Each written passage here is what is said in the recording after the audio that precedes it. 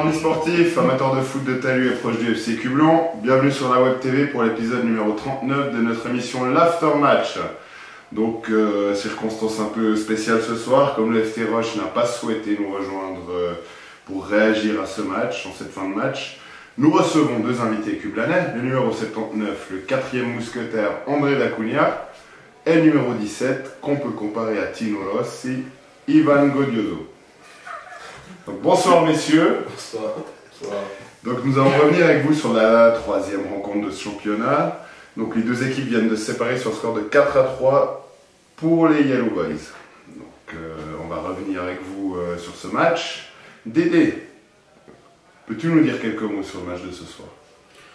Écoute, à l'image des deux premiers matchs, un peu crispé au début, on ne va pas chercher l'équipe adverse plus haut sur le terrain, etc. Donc on a subi, on a quand même marqué le 1-0, etc. Mais bon, c'était un match tendu, on avait besoin de ces 3 points. Voilà, au-delà de la manière, on a eu les 3 points, donc, mais pas un match à rester dans les annales. D'accord, merci. Dédé, les joueurs ont-ils appliqué les consignes mises en place par Titi Nguiro et par toi-même ce soir? Écoute, non, il y a eu, surtout défensivement, on a eu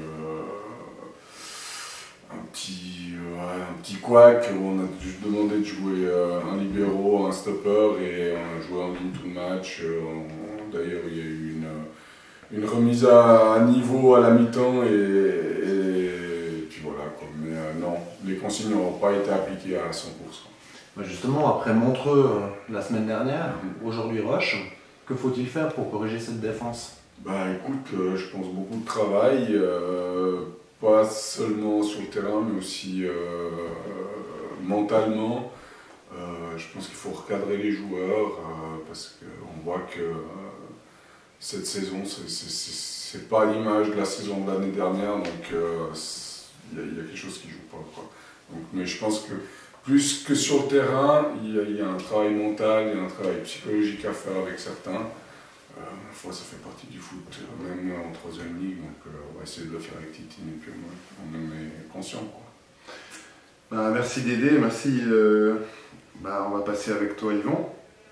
C'est vrai que c'est un petit peu nouveau pour toi, nouvelle saison, nouveau club. Comment as-tu vécu le match de ce soir par rapport aux 2 premières journées?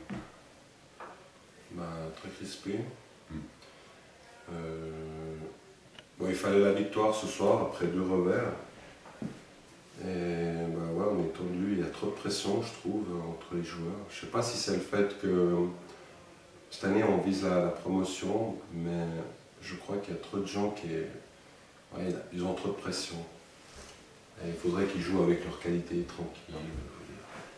Voilà, le championnat il est long. Et puis... la solution c'est quoi? C'est de changer de discours à la limite, je pense.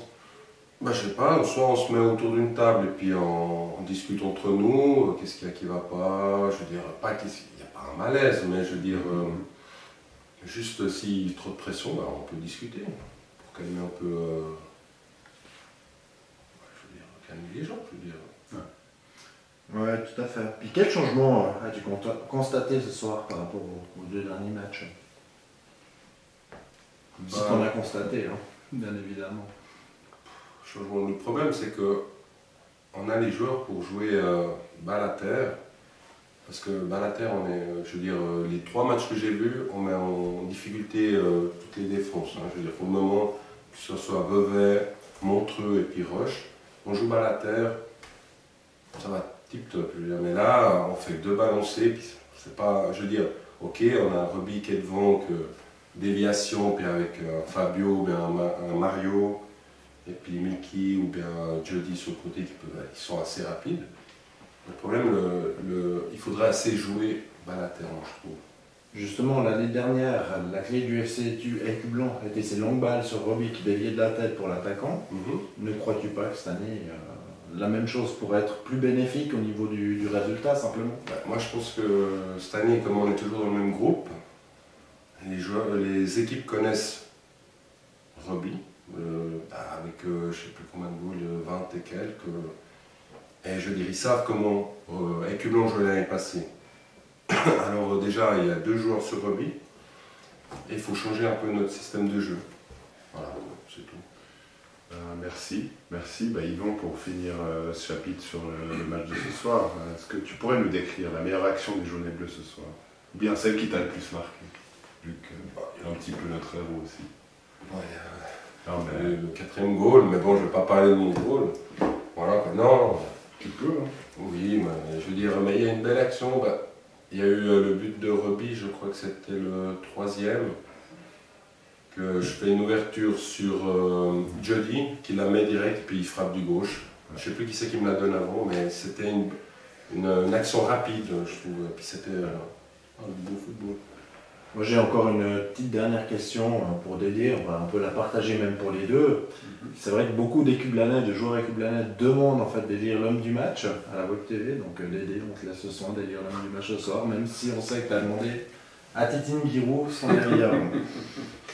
Écoute, l'homme du match, je crois que pour une fois je ne vais pas élire d'homme du match, je pense qu'il y a eu une bonne combativité les 5 dernières minutes pour aller arracher ce goal. Donc, Non, Dédé, on a dit l'homme du match. Non, je suis désolé. Dans la Web TV, ce soir, je déclare l'homme du match. Titi, l'explication, c'est qu'on a fait un changement et ce changement s'avérait en guillemets payant dans le sens où on a mis en avant le côté où on a moins bien joué. De part parce qu'on n'a pas eu de ballon sur ce côté gauche et on a vu qu'on a apporté un plus, que la défense adverse a été en difficulté et puis voilà quoi.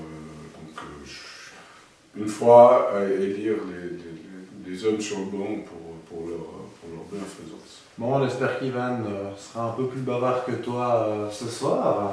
Donc Ivan, à toi d'élire l'homme du match du FC Écublanc. Bon, on pourrait dire Roby qui a marqué les 2 goals, mais je pense que, comme il a dit Dédé, il y a toute l'équipe, mais je vais quand même dire un. Qui c'est? On va dire. Jack. Non, je vais dire Fabio. Parce qu'il s'est battu jusqu'au bout. Et voilà, il a fait un bon match.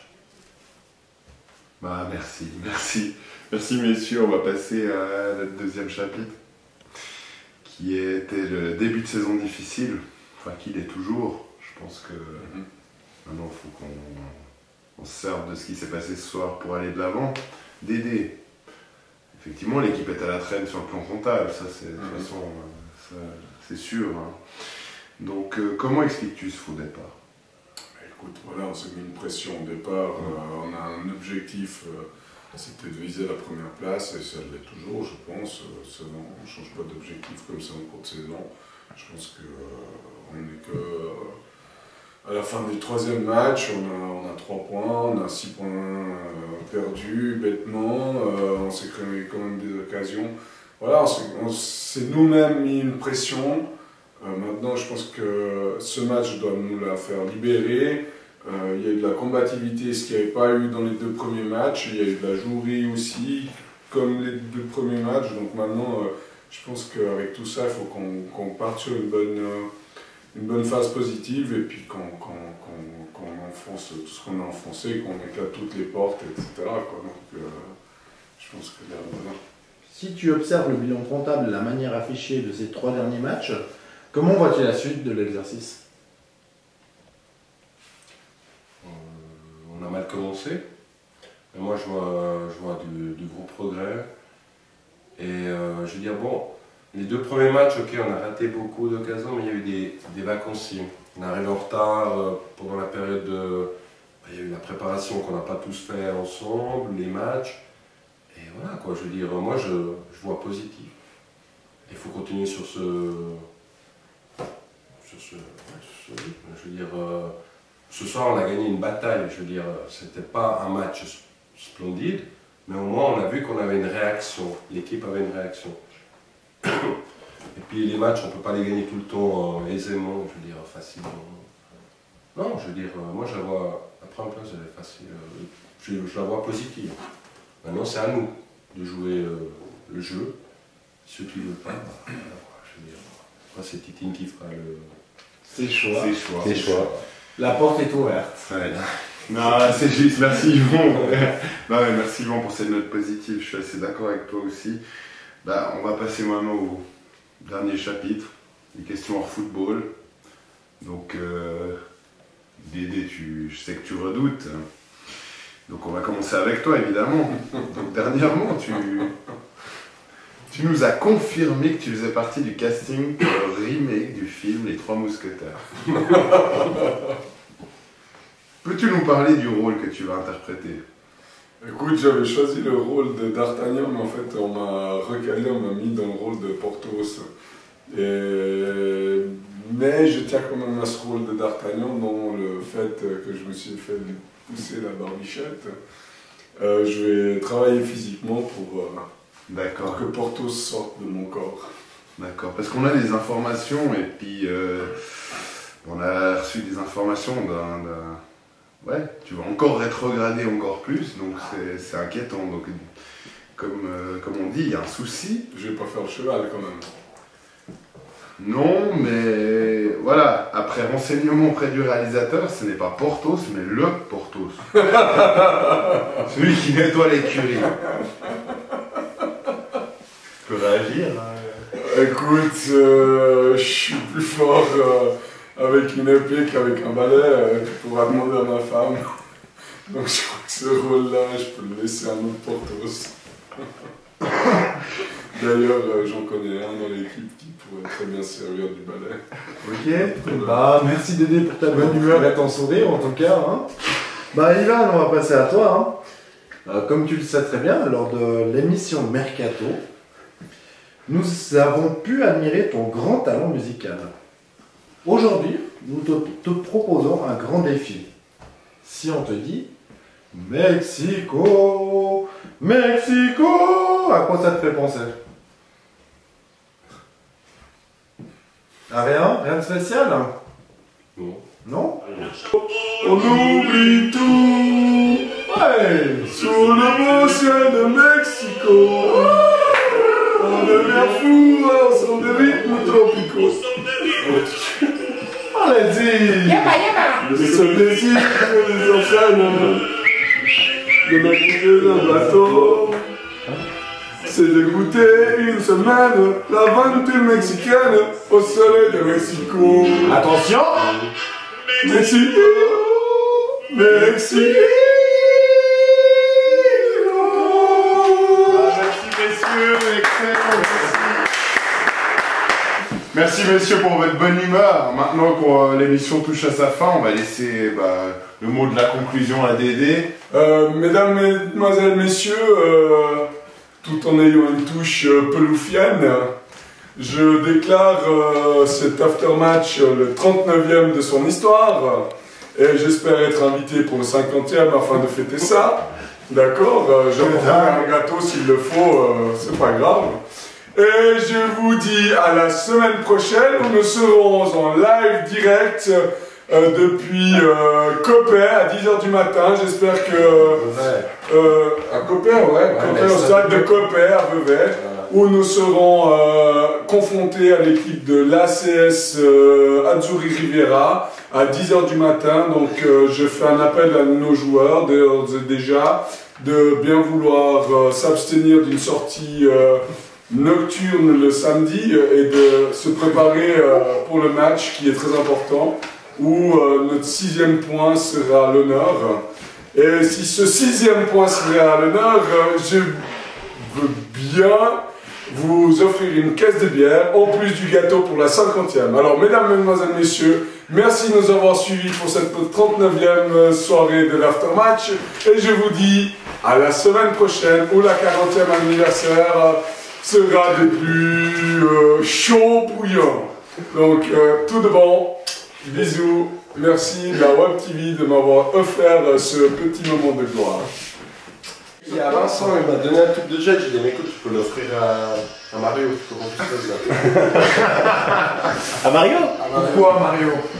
Il a besoin de jet.